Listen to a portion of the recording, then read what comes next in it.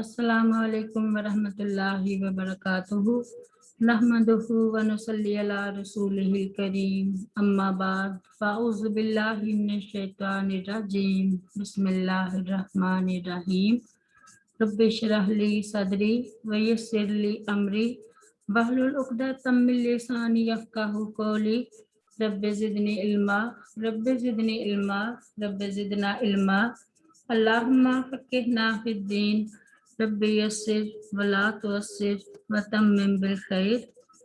आज हम सूरह आले इमरान की आयत नंबर 160 से पढ़ेंगे। बिस्मिल्लाहिर्रहमानिर्रहीम। यंसुरकुमुल्लाहु, अगर मदद करे तुम्हारी अल्लाह ताला, फला गालिबा, तो नहीं कोई गालिब आने वाला, लकुम तुम पर, व इन और अगर यखजुलकुम, वो बेयारो मददगार छोड़ दे तुम्हें, फमन तो कौन है, जल्लाजी वो जो, यंसुरुकुम मदद करेगा तुम्हारी, मिन बादिही इसके बाद, व अलल्लाही और अल्लाह ताला ही पर, फलयतवक्कलिल मुमिनून बस चाहिए कि तवक्कल करें मोमिन। इस आयत में अल्लाह ताला ने फरमाया कि अगर अल्लाह ताला तुम्हारी मदद करना चाहे, जैसा कि मैदान बदर में की, तो तुम पर कोई गालिब नहीं आ सकता, और अगर अल्लाह ताला अपनी मदद खींच ले, जैसा कि मैदान ओहद में किया, तो कोई तुम्हारी मदद को नहीं आ सकता, इसलिए कि तमाम अमूर अल्लाह ताला के इख्तियार में हैं। इसकी फरमा बरदारों को हासिल होती है, इसकी मदद फरमा बरदारों को हासिल होती है, जबकि गुनाह ज़वाले नेमत और मगलूबियत का सबब होता है। इसलिए मोमिनों को सिर्फ अल्लाह ताला पर भरोसा करना चाहिए। यंसुरकुमुल्लाहु फला गालिबा लकुम, अल्लाह ताला की मदद के लिए सही ईमान और तकवा का होना बड़ा ज़रूरी है।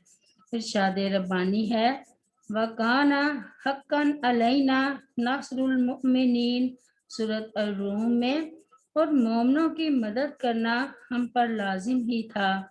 और फरमाया, या अय्युहल्लज़ीना आमनू इन तंसुरुल्लाह यंसुरकुम व युसब्बित अक़दामकुम, सूरत मोहम्मद में, ऐ लोगो जो ईमान लाए हो, अगर तुम अल्लाह ताला की मदद करोगे तो वो भी तुम्हारी मदद करेगा, वो तुम्हारे कदम जमा देगा। और फरमाया, वलयंसुरन्नल्लाहु मन यंसुरु इन्नल्लाहा लक़वियुन अज़ीज़, सूरत अल-हज में, और यकीनन अल्लाह ताला ज़रूर उसकी मदद करेगा जो उसकी मदद करेगा। बेशक अल्लाह ताला यकीनन बहुत कुव्वत वाला, सब पर गालिब है। व इन यखजुलकुम फमन ज़ल्लज़ी यंसुरुकुम मिन बादि, मदद तो दर हकीकत अल्लाह ताला की मदद है, अगर वो मदद ना करे तो फिर किसी की मदद कारआमद नहीं होती। इरशाद बारी ताला है, वमन नस्रु इल्ला मिन इंदिल्लाहिल अज़ीज़िल हकीम, सूरह आले इमरान में, और मदद नहीं है मगर अल्लाह ताला के पास से जो सब पर गालिब कमाल हिकमत वाला है। और फरमाया, वमा लकुम मिन दूनिल्लाहि मिन वलिय्यिन वला नसीर, सूरत अत-तौबा में, और तुम्हारे लिए अल्लाह ताला के सिवा ना कोई दोस्त है और ना कोई मददगार। आयत नंबर 161।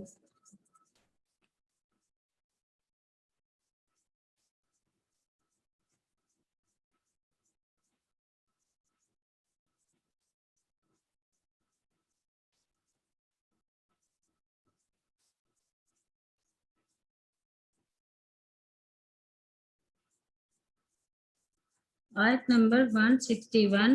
वमा काना, और नहीं है लायक, ले नबीन किसी नबी के, अयगुल खयानत करना, व मैं यगलुल और जो खयानत करे, याति तो वो लाएगा, बिमा गल्ला उसे जो उसने खयानत की होगी, यौमल क़ियामा क़यामत के दिन, सुम्मा फिर, तो वफ़ा पूरा बदला दिया जाएगा, कुल्लु नफ्सिन, हर नफ्स को, मा कसबत, जो उसने कमाया, वहुम, और वो ला युज़लमून, नहीं जुल्म किए जाएंगे। आयत नंबर 162। आफामा नित्ताबा, क्या फिर जिसने पैरवी की, रिजवान अल्लाही, रिजाए इलाही की, कमम बा, इस शख्स के मानिंद होगा जो लौटा, लौटा, बिसखातिम मिनल्लाही, अल्लाह ताला की नाराजी के साथ, व मावाहु, और उसका ठिकाना जहन्नम, जहन्नम है, व बेसल मसीर, और वो बुरी है लौटने की जगह, अलमसीर, लौटने की जगह। आयत नंबर 163। हम वो दराजातुन, अलग अलग दर्जों में होंगे, इंदल्लाही, अल्लाह ताला के यहाँ, वल्लाहु, और अल्लाह ताला, बसीरुन, खूब देखने वाला है, बिमा, इसको जो यामलून, वो करते हैं। जंगे ओहद में जो लोग मोर्चा छोड़कर माले गनीमत समेटने दौड़ पड़े थे, उनका ख्याल था कि अगर हम ना पहुंचे तो सारा माले गनीमत दूसरे लोग समेट कर ले जाएंगे। इस पर उन लोगों को तंबीह की जा रही है कि आखिर तुमने ये तसव्वुर कैसे कर लिया कि इस माल में से तुम्हारा हिस्सा तुम्हें नहीं दिया जाएगा। क्या तुम्हें नबी की अमानत पर इत्मीनान नहीं? याद रखो कि अगर पैगंबर से किसी किस्म की खयानत का सदूर मुमकिन ही नहीं है। मालूम हुआ गुलूल खयानत के माना तकसीम में नाइंसाफी के भी हैं, और ये भी गुलूल है कि तकसीम से पहले माले गनीमत में से कोई चीज़ बिला इजाज़त उठा ली जाए। वमा काना लिनबिय्यिन अन यगुल्ला, खयानत नबूवत के मुनाफी है।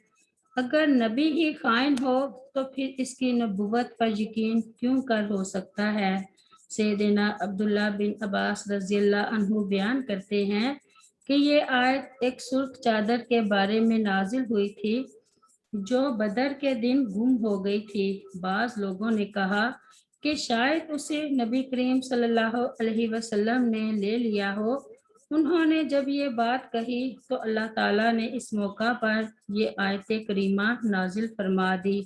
वमा काना लिनबिय्यिन अन यगुल वमन यगलुल याति बिमा गल्ला यौमल क़ियामती, और किसी नबी के लिए कभी मुमकिन नहीं कि वो खयानत करे, और जो खयानत करेगा क़यामत के दिन लेकर आएगा जो उसने खयानत की होगी। आले इमरान। वमन यगलुल याति बिमा गल्ला यौमल क़ियामा, खयानत बहुत बड़ा गुनाह है। अहादीस में इसकी सख्त मज़म्मत आई है। सैयदना अबू हुरैरा रज़ियल्लाहु अन्हु बयान करते हैं कि नबी करीम सल्लल्लाहु अलैहि वसल्लम ने फरमाया, जब तुम में से कोई खयानत करता है तो वो ऐसी हालत में खयानत नहीं करता कि वो मोमिन हो, लिहाजा इससे बचो, इससे बचो। सैयदना अबू हुरैरा रज़ियल्लाहु अन्हु बयान करते हैं कि हम नबी करीम सल्लल्लाहु अलैहि वसल्लम के साथ खैबर की तरफ रवाना हुए। अल्लाह ताला ने हमें फतह अता फरमाई और हमें माले गनीमत में सोना और चांदी नहीं मिला था, बल्कि माले गनीमत में हमें कुछ सामान, खाना और कपड़े मिले।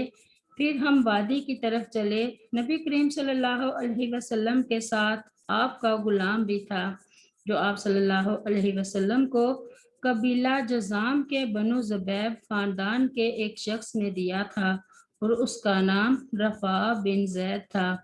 जब हम वादी में उतरे तो वो गुलाम रसूल करीम सल्लल्लाहु अलैहि वसल्लम का पालान खोलने के लिए खड़ा हो गया। इसी आसना में उसको एक तीर लगा और उससे उसकी मौत वाक़ई हो गई। हमने कहा, ऐ अल्लाह के रसूल सल्लल्लाहु अलैहि वसल्लम, उसको शहादत मुबारक हो। तो नबी करीम सल्लल्लाहु अलैहि वसल्लम ने फरमाया, हरगिज नहीं, कसम उस जात की जिसके हाथ में मैं मोहम्मद सल्लल्लाहु अलैहि वसल्लम की जान है, وہ چادر جو اس نے خیبر کے دن تقسیم سے پہلے مال غنیمت میں سے چرائی تھی وہ اس پر آگ بن کر بھڑک رہی ہے۔ یہ سن کر لوگ بہت گھبرائے۔ ایک شخص ایک یا دو تسمے لے کر آیا اور کہنے لگا، اے اللہ کے رسول صلی اللہ علیہ وسلم، یہ مجھے خیبر کے دن ملے تھے۔ نبی کریم صلی اللہ علیہ وسلم نے فرمایا، یہ آگ کا ایک تسمہ یا آگ کے دو تسمے ہیں، یعنی اگر یہ شخص جمع نہ کراتا تو یہ آگ کے تسمے ہوتے جن سے وہ جلایا جاتا۔ سیدنا عمر بن خطاب رضی اللہ عنہ بیان کرتے ہیں کہ خیبر کے دن کچھ صحابہ رضی اللہ عنہ تشریف لائے اور انہوں نے کہا کہ فلاں شہید ہے، فلاں شہید ہے، حتیٰ کہ ایک شخص کے پاس آئے اور کہنے لگے کہ یہ بھی شہید ہے۔ تو نبی کریم صلی اللہ علیہ وسلم نے فرمایا، ہرگز نہیں، کیونکہ میں نے اسے اس چادر یا عبا کی وجہ سے جہنم میں دیکھا ہے جس کی اس نے خیانت کی تھی۔ پھر نبی کریم صلی اللہ علیہ وسلم نے فرمایا، ابن خطاب جاؤ اور لوگوں میں یہ اعلان کر دو کہ جنت میں صرف اور صرف مومن ہی داخل ہوں گے۔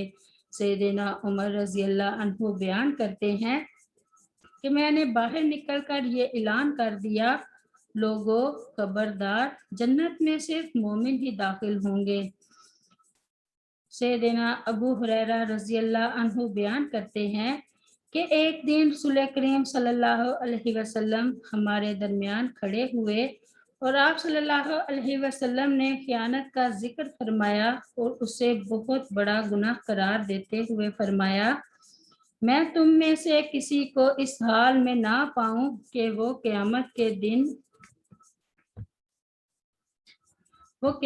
دن آئے اور اس کی گردن پر اونٹ بلبلا رہا ہو اور وہ عرض کرے، اے اللہ کے رسول صلی اللہ علیہ وسلم، میری مدد کیجئے، اور میں کہوں کہ میں کسی چیز کا مالک نہیں، میں نے تجھ سے ساری بات پہلے ہی تجھ تک پہنچا دی تھی، اور میں تم سے کسی کو اس حال میں نہ پاؤں کہ وہ قیامت کے دن آئے اور اس کی گردن پر بکری ممیا رہی ہو اور وہ عرض کرے، اے اللہ کے رسول، میری مدد کیجئے، اور میں کہوں کہ میں کسی چیز کا مالک نہیں، میں نے تجھ تک ساری بات پہلے سے پہنچا دی تھی، اور میں تم میں سے کسی کو قیامت کے دن ایسے نہ پاؤں کہ وہ آئے اور اس کی گردن پر گھوڑا ہنہنا رہا ہو اور وہ عرض کرے، اے اللہ کے رسول صلی اللہ علیہ وسلم، میری مدد کیجئے، اور میں کہوں کہ میں کسی چیز کا مالک نہیں، میں نے تجھے سب کچھ پہنچا دیا تھا،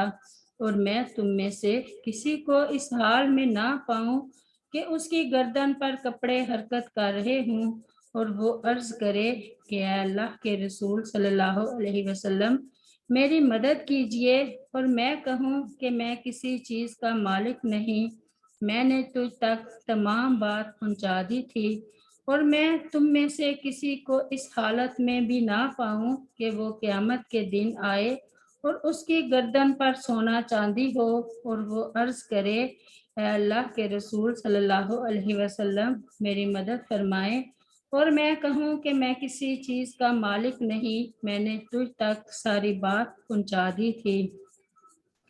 سیدنا ابو حمید السعدی رضی اللہ عنہ بیان کرتے ہیں کہ رسول کریم صلی اللہ علیہ وسلم نے فرمایا، ہم تم میں سے کسی شخص کو کسی کام پر مقرر کریں، پھر وہ ہم سے سوئی یا اس سے بھی چھوٹی یا بڑی کوئی چیز چھپا لے تو یہ خیانت ہوگی، اور قیامت کے دن وہ اسے لے کر آئے گا۔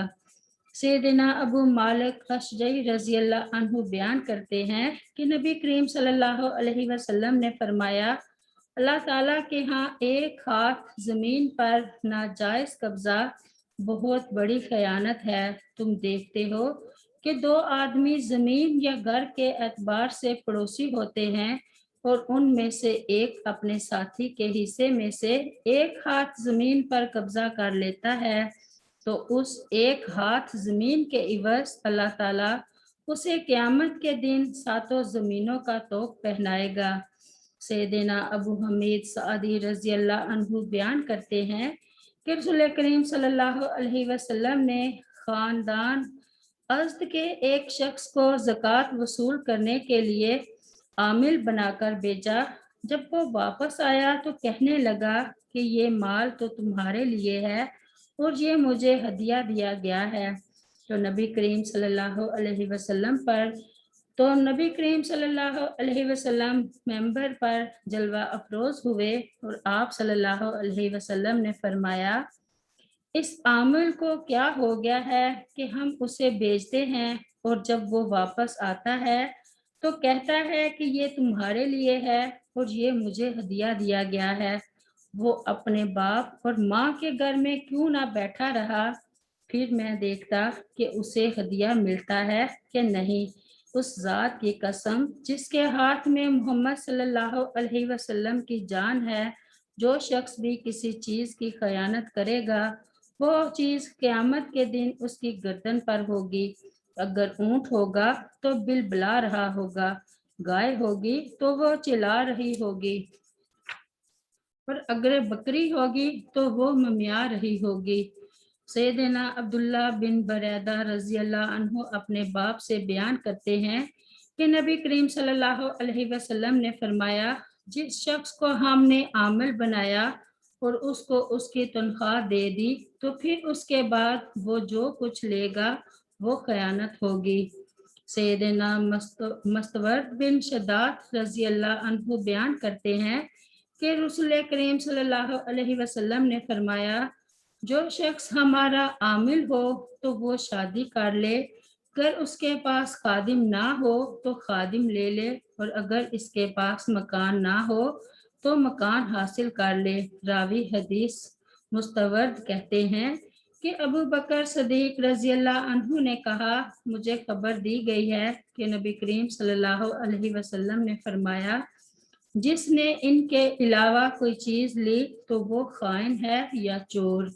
اگلی آیات میں خائن کی خیانت اور اس کا انجام بیان ہونے کے بعد کسی کو شبہ ہو سکتا تھا کہ دوسروں کو ان کے اعمال کا پورا بدلہ نہیں ملے گا، اس لیے ایک عام حکم لا کر اس بات کی تاکید کر دی گئی کہ جو شخص اپنے اعمال کے ذریعے اللہ تعالیٰ کی رضا کا طالب ہوگا، چاہے جو بھی عمل ہو، اس آدمی کی مانند نہیں ہو سکتا جو گناہوں کا ارتکاب کر رہا ہے اور اپنے رب کی ناراضی مول لے رہا ہے۔